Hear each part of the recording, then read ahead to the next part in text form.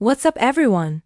It's me here, and today I have another Stephen King adaptation to discuss with you all. This time we're talking about Mike Flanagan's The Fall of the House of Usher. Recently, the master of horror himself, Stephen King, gave his thoughts on the series saying, "I thought this was exceptionally well done." Now that is a huge praise coming from Mr. King himself.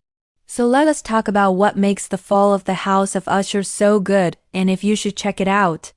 As always, if you enjoy the content, please make sure to like, comment, and subscribe to support the channel.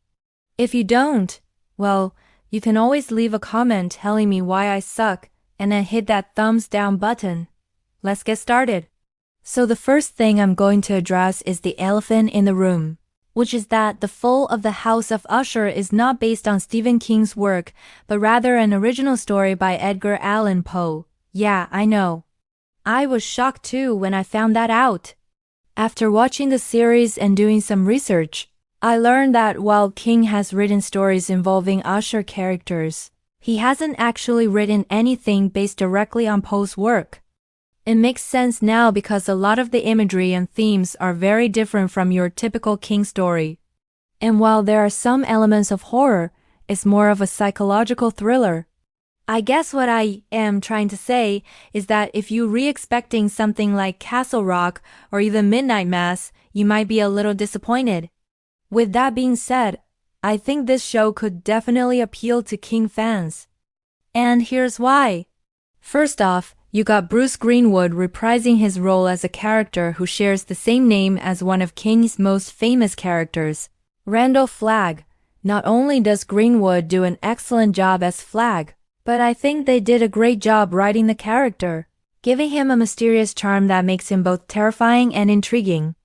He's charismatic and manipulative, using his powers to influence those around him and orchestrate events to his advantage.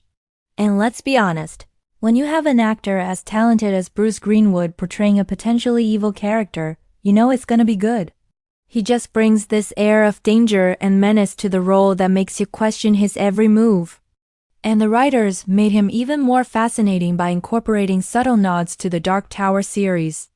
As we see glimpses of Flagg's past and learn more about his true nature, we can't help but draw parallels to the iconic villain from the Dark Tower series. It's like a little Easter egg for fans of the books, which just adds to the overall enjoyment of the show. The second reason is because of how the show is filmed.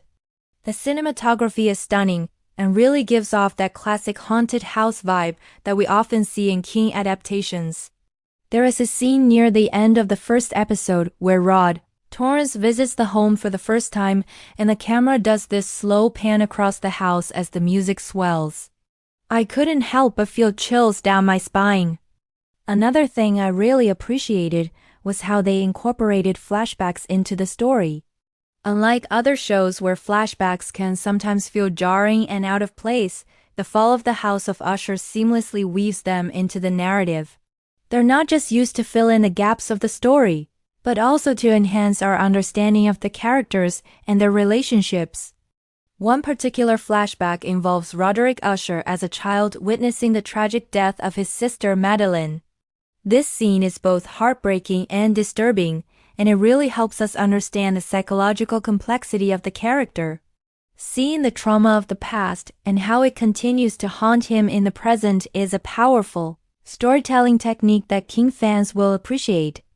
Overall, the way the story is told is very engaging and keeps you on the edge of your seat wondering what's going to happen next. The pacing is excellent, and the plot twists are genuinely surprising. It's a well-crafted mystery that will keep you guessing until the very end. Another reason why I believe King fans would enjoy The Fall of the House of Usher is the strong performances from the entire cast. Carla Gugino delivers a captivating performance as Verna Scott, the show's protagonist. Her portrayal of a woman grappling with her own inner demons and the secrets of the Usher family is both compelling and heartbreaking. Gugino has a natural ability to convey vulnerability and strength at the same time, making her character all the more relatable and sympathetic. Bruce Greenwood, as I already mentioned, is fantastic as Randall Flagg, bringing his usual charm and menace to the role. The supporting cast is equally impressive, with Mark Hamill providing a standout performance as Judge. As a corrupt and manipulative force, preying on the vulnerabilities of those around him and using his power to control them. The chemistry between the cast is palpable, and their individual performances come together to create a truly unforgettable story.